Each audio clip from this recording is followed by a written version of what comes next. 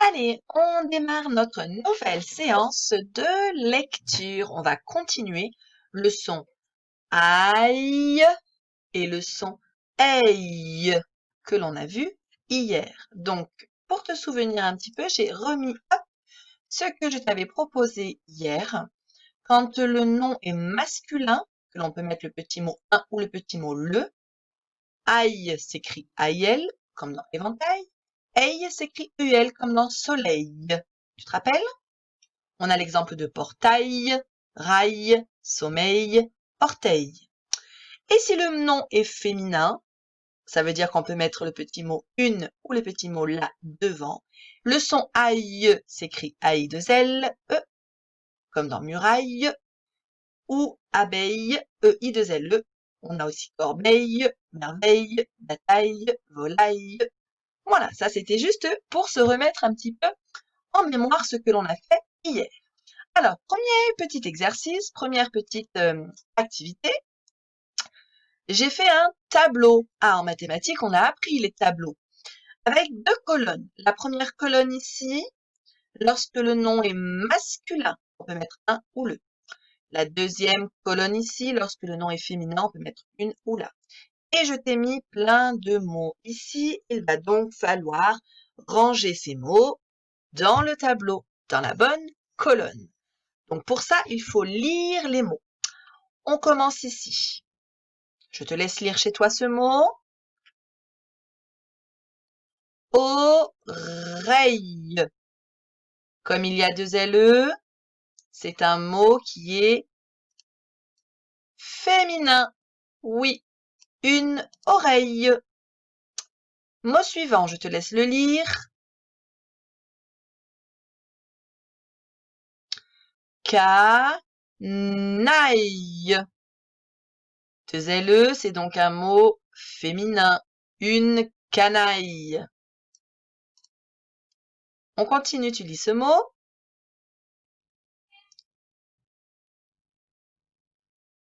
Portail. Aïel, un seul L, c'est un nom masculin.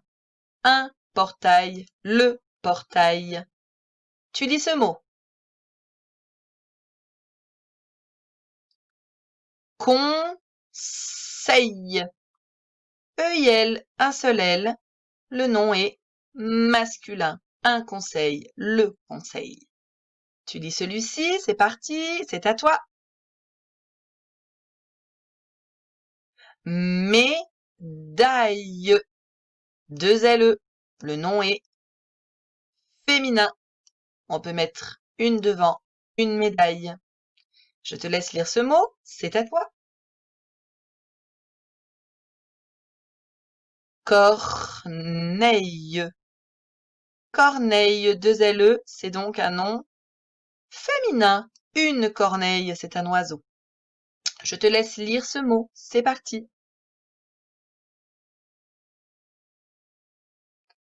Alors, ça c'est le E qui chantait comme dans mer. Hein. Allez, on y va. Gouvernail.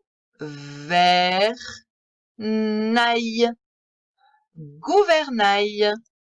Un seul L, c'est un nom masculin. Un gouvernail. Qui sert à diriger les bateaux en forme de volant, en quelque sorte, hein, pour diriger les bateaux, pour donner la direction.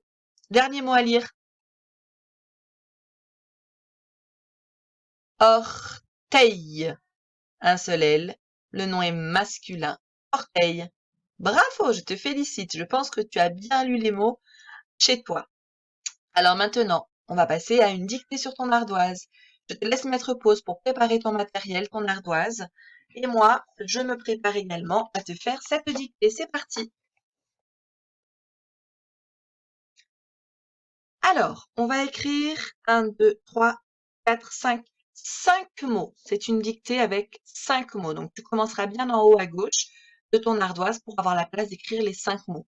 Sous mon cache bleu ici, tu imagines bien, il y a la réponse que l'on fera ensemble, enfin, que l'on regardera ensemble après. Alors, évidemment, dans chacun de ces mots, il y a le son aïe ou le son aïe. Souviens-toi, Si c'est masculin, un seul L. Si c'est féminin, deux LE. C'est parti. Un détail. Un détail. C'est le et de aller. Un détail. Pause, tu écris. Mot suivant. Une bataille. Une bataille. Tu mets pause et tu écris. Mot suivant. Un réveil. Un réveil. C'est le et de aller. Réveil. Tu mets pause et tu écris. Une bouteille. Une bouteille. Tu mets pause et tu écris. Allez, dernier mot. La pagaille. La pagaille. Tu mets pause et tu écris. Allez, on corrige, on va voir un petit peu ensemble. Hop, voilà les mots qu'il fallait écrire. On reprend le premier. Un détail. A-I-L, un seul L, puisque le nom est masculin, je peux mettre un devant. Une bataille. Deux LE, puisqu'on met le petit mot une, c'est un nom féminin. Un réveil. Un seul L, le nom est masculin, je mets le petit mot un. Une bouteille. Deux LE, le nom est féminin, j'ai mis une. Et le dernier, la pagaille. Le nom est féminin, j'ai mis là, donc deux LE. Voilà, j'espère que tu n'as pas fait trop d'erreurs, voire pas du tout. Allez, on continue. On va maintenant passer au fichier de Taoki. Je te laisse mettre pause pour préparer ton matériel. À tout de suite. Alors, on y va pour l'activité 7. Alors, je me rends compte là que l'image n'est pas superbement et de pas de bonne qualité. On voit même pas les chemins de souris que toi tu as sur ton fichier. Alors, activité 7. Complète les phrases avec les adjectifs ci-dessous. Adjectif, c'est un mot compliqué que tu reverras au CE1. Mais quand même, je t'explique, un adjectif, c'est un mot qui va donner des informations sur un autre mot. Je te donne un exemple. Si je te dis le petit garçon, on parle d'un garçon. Et moi, je te donne comme information supplémentaire que ce garçon est petit. Petit, c'est un adjectif parce qu'il va me donner des informations sur ce garçon, le petit garçon. Ok? Allez, de toute façon, tu reverras ça en CE1. Mais déjà, au CP quand même, on est en fin de CP, hein, donc on commence un petit peu à voir certaines choses que tu approfondiras, que tu verras un peu plus en détail au CE1. Alors, regarde l'activité qui est proposée. Tu as plusieurs mots, donc plusieurs adjectifs, plusieurs mots qui vont donner des informations supplémentaires à la phrase qu'il y a en dessous. Tu as le mot grande, tu as le mot petit, bon, fermé. Et donc, évidemment, chacun de ces adjectifs, il va falloir les écrire dans le chemin de souris qui correspond. On fait le premier ensemble. Faut lire, bien sûr. Première phrase à lire. Tu m'as donné un conseil. Qu'est-ce qu'on va mettre comme adjectif? Est-ce qu'on va dire tu m'as donné un grand conseil? Non, ça ne va pas. Tu m'as donné un petit conseil? Alors non, parce que petit, regarde, il y a un S, ça veut dire qu'il y en a plusieurs. Alors que dans ma phrase, on dit un. Donc ça peut pas être celui-là. Tu m'as donné un bon conseil. Pourquoi pas? Tu m'as donné un fermé conseil? Non.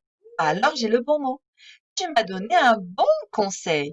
Ça va être l'adjectif bon qu'il faut écrire. On continue avec les autres. Cette porte est... À toi de trouver le bon adjectif. Regarde cette chenille. Même chose, j'ai ramassé plein de cailloux. Au fur et à mesure, tu peux barrer les adjectifs que tu as déjà utilisés pour éviter de te tromper. Alors, je te laisse mettre pause pour faire l'activité 7 et ensuite on poursuit les explications. Voyons maintenant l'activité 8. Choisis 2 adjectifs pour décrire chacun des animaux, puis écris-les en dessous. Donc, on va voir ensemble ici en cursif, il y a plein d'adjectifs qui sont écrits. Souviens-toi, les adjectifs, ce sont des petits mots, enfin des mots, pas forcément petits d'ailleurs, ce sont des mots qui donnent des informations, des précisions sur un nom, sur quelque chose. Rappelle-toi mon exemple du petit garçon. Petit est un adjectif parce que j'ai donné des précisions, des informations sur comment est le garçon. Alors, voyons un petit peu ici. On a une souris, on a un zèbre et on a une girafe. Et donc, on va chercher 2 adjectifs pour chacun de ces animaux qui vont donc donner des précisions, des informations sur cet animal. Par exemple, la souris, si tu me dis énorme, là je te dirais mais n'importe quoi. La souris, elle n'est pas énorme. Hein, il faut bien que les adjectifs que tu choisis correspondent à l'animal, évidemment. Donc tu vas lire chacun des adjectifs proposés et tu vas écrire dans les chemins de souris 2 pour chaque animal qui lui correspond. Par exemple, je fais juste le premier. Petite. Petite, ça va correspondre à quel animal? Oui, souris. La petite souris. Très bien, tu pourrais écrire petite ici. Je te laisse faire les autres tout seul. Allez, tu mets pause et c'est à toi de travailler.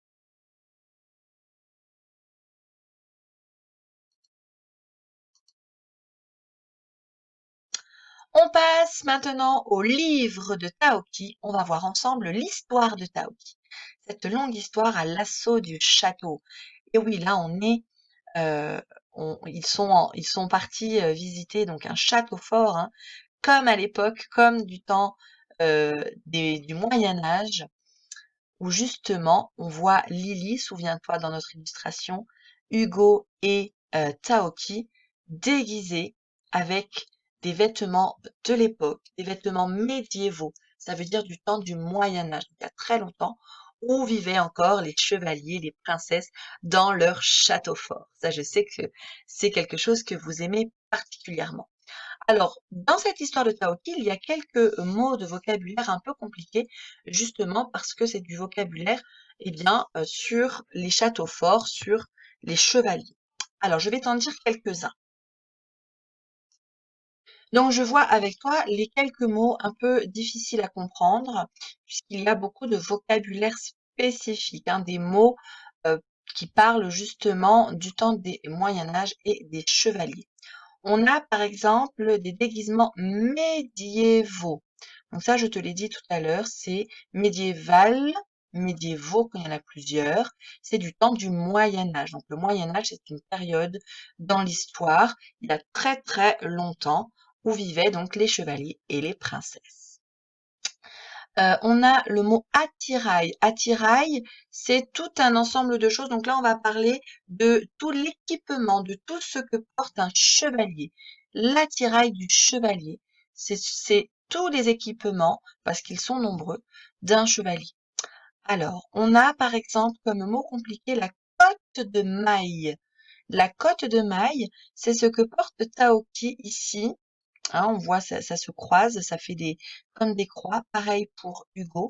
En fait, c'est un vêtement que les chevaliers portaient sous leur armure pour les protéger justement des coups d'épée, parce que c'était pas avec du tissu, c'est pas un vêtement de tissu, mais c'est un vêtement en métal, de façon à se protéger des coups d'épée. Hein, donc ça, c'était une protection, cette cotte de maille. Le aume. Le aume, c'est le casque que portent les chevaliers sur leur tête. Même chose, là aussi, pour se protéger.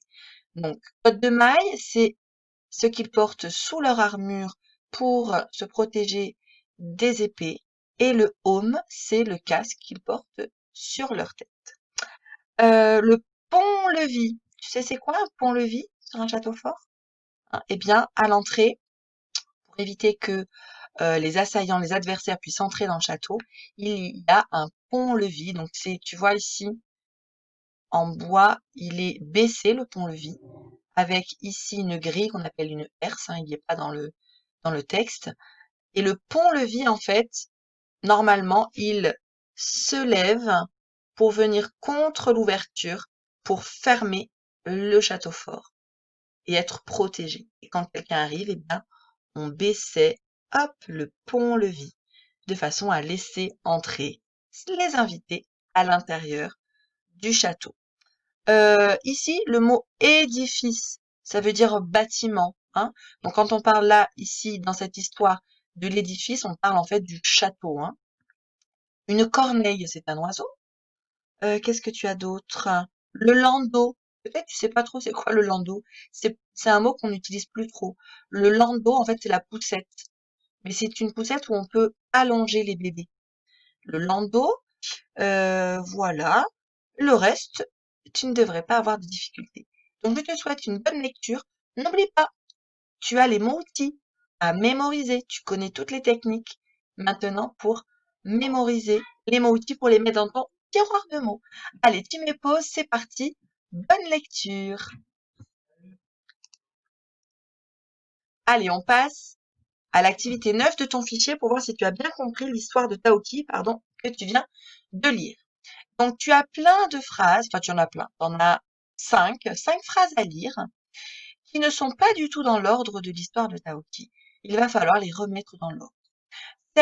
La phrase qui raconte le début de l'histoire, eh bien, à côté ici, tu écriras le numéro 1 pour dire ça, c'est au début de l'histoire.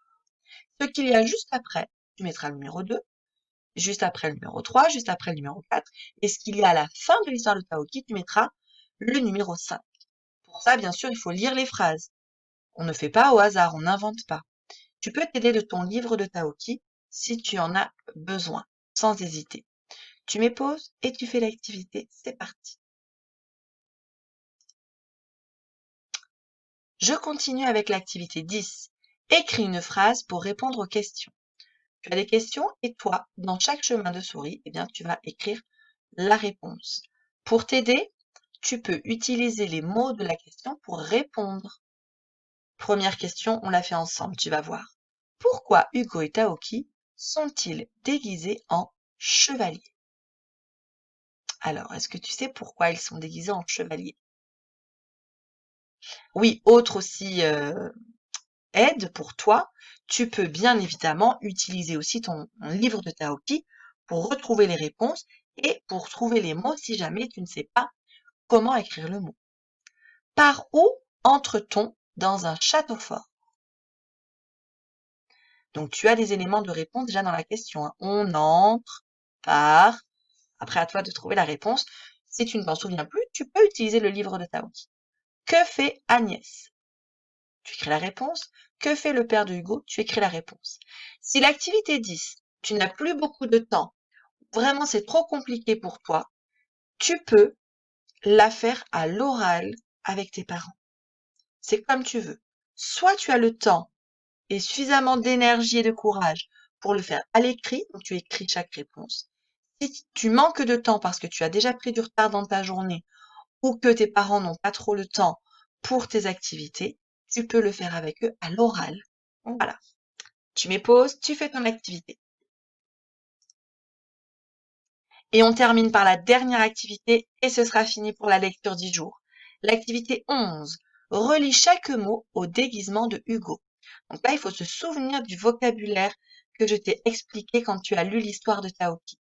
Alors, un home, te souviens-tu ce qu'est un home? Si vraiment tu ne te souviens pas, peut-être en reprenant l'histoire de Taoki, tu peux te souvenir de ce qu'est un home. Une épée. Facile. Donc en fait, tu fais un trait du point jusqu'à l'équipement correspondant sur Hugo. Hein. Une cotte de maille. Un bouclier. Allez, tu fais l'activité et lorsque c'est fini, ouf, récréation pour toi et je te retrouve plus tard pour un nouveau travail. Allez, bisous les chouchous!